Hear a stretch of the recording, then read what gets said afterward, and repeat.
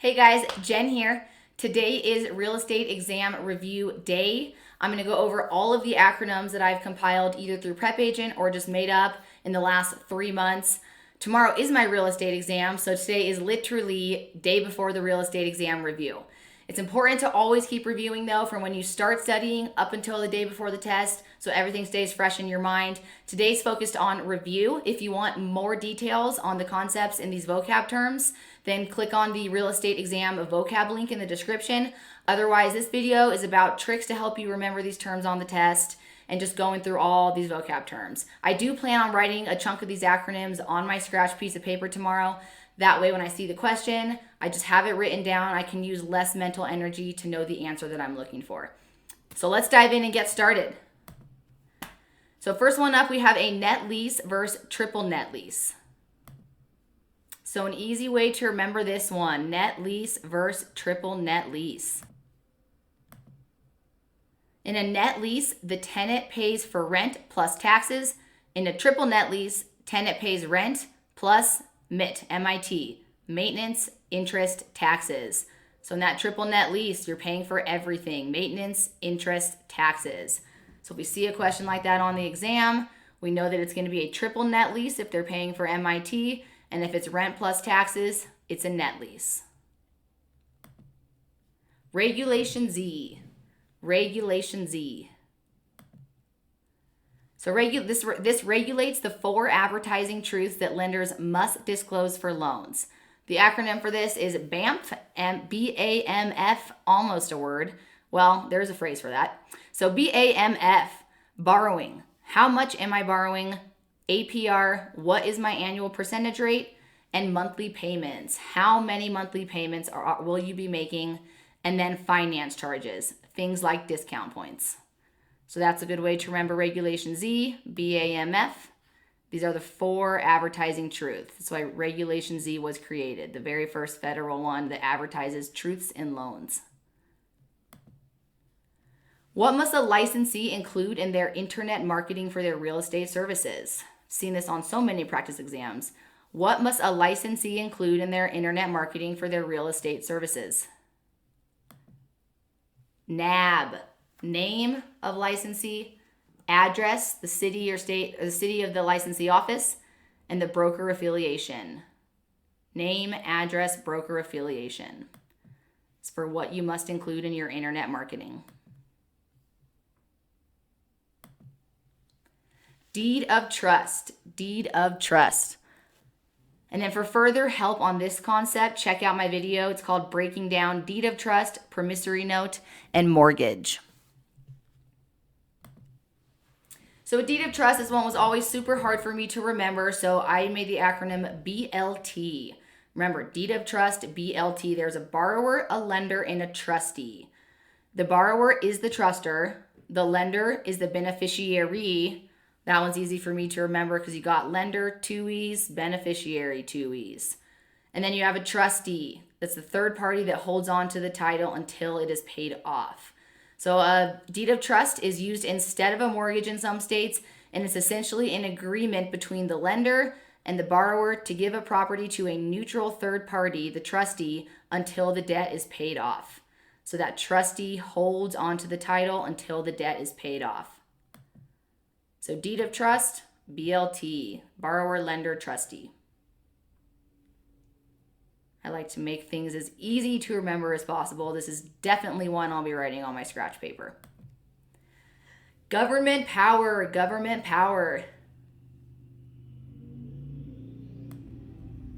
PETE. So government power, that police power, eminent domain, taxation, and escheat. The big one for this one is remembering the difference between eminent domain and escheat. Eminent domain is when the government takes, it's their power to take private property for public use, but they do have to pay you. And the way they do this is through condemnation. The process of doing that is condemnation. Eminent domain is the power. Escheat is when someone dies intestate without a will and their property goes to the government.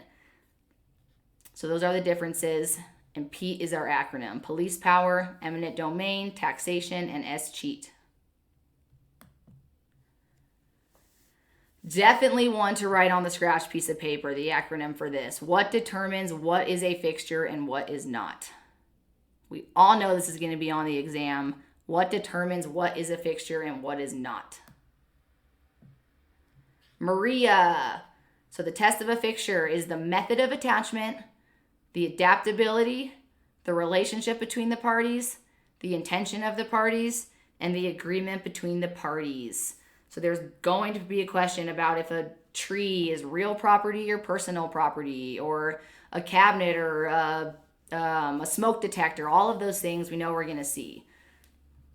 So remember, Maria, what's the method of attachment, the adaptability, the relationship, the intention, and the agreement?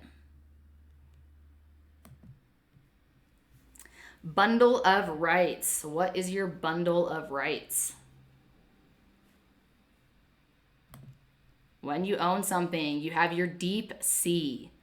Disposition, enjoyment, exclusion, possession, and control. Adjusted basis, adjusted basis.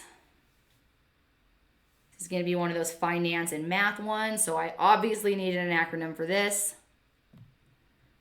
PICS. I'll be writing this on my scratch paper for sure. PICS. You have your price of home, plus improvements, plus closing costs, and then you subtract the allowable depreciation. So price of home, plus improvements, plus closing costs, then subtract your allowable depreciation. And that reason that I put subtract there is so I don't forget what to subtract. You can subtract your allowable depreciation from the cost of the home, improvement, and closing costs. So we see a math problem like this, we know what we're adding and subtracting. And again, that's for the adjusted basis. The 4 essential elements of value. The 4 essential elements of value. If you've been studying for a while, this is super ingrained into your head. If not, get ready to see this a million times. The 4 essential elements of value. STUD. Scarcity, transferability, utility, and demand. Scarcity, transferability, utility, and demand. How much of there is it? Can it be sold? Can it be used? And does anybody want it?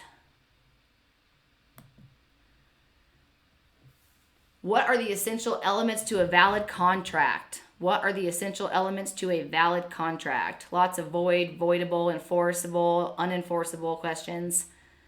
So I'll be writing this one down. MCCL, mutual consent, capable parties, consideration, and lawful objects. Got to have these to make it a valid contract. MCCL. Net operating income formula, another math and finance one. So check out my real estate math part 1 and 2 videos, breaking down all the math we need to know in an easy way to understand. The math for the real estate exam really doesn't have to be that hard, so check out that video if you're struggling with it. But for now, for the net operating income formula, remember SOAR. NOI equals SOAR. Subtract your operating expenses and replacement reserves from your effective gross income. So remember that NOI analyzes the potential income from real estate investments. So the effective gross income is adjusted for property vacancies, while gross income does not. I've seen a lot of these effective gross income questions in the math portion of the practice exams. So remember that acronym, NOI, SOAR. What do you generally need to qualify for a conventional loan? What do you generally need to qualify for a conventional loan? This one still makes me laugh 3 months later. Gas. For a conventional loan, you need gas. Good credit, afford the down payment, and a steady income.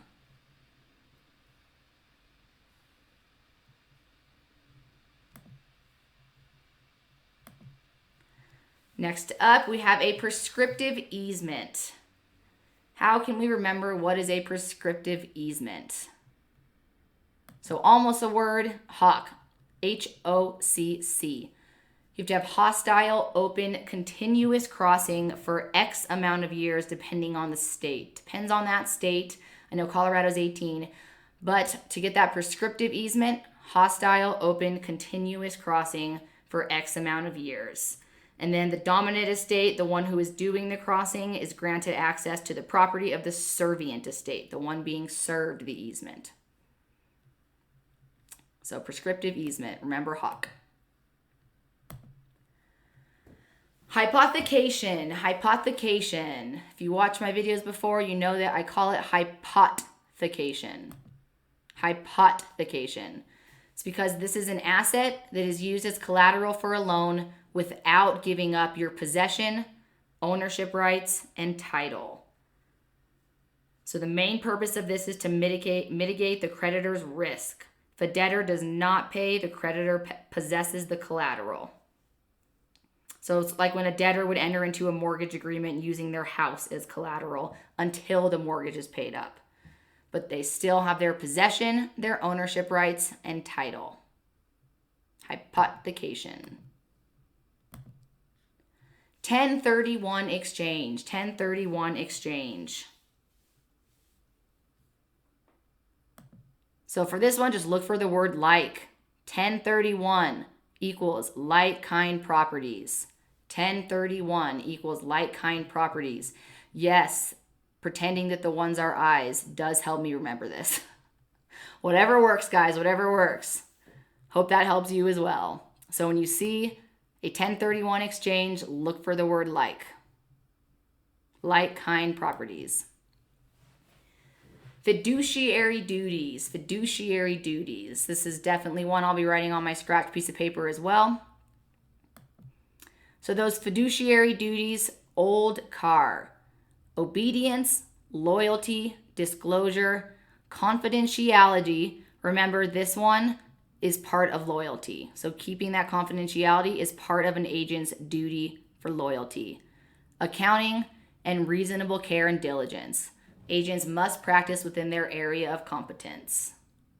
Yep. Forgot that there. So for those fiduciary duties, I'll be writing this down on my scratch piece of paper. I'm writing down old car. Obedience, loyalty, disclosure, confidentiality, accounting, reasonable care, and diligence. All right, you guys. Those are all of my acronyms from the last 3 months. So I hope this helps you guys with your reviewing and your studying. Wish me luck tomorrow, and I'll see you guys next time.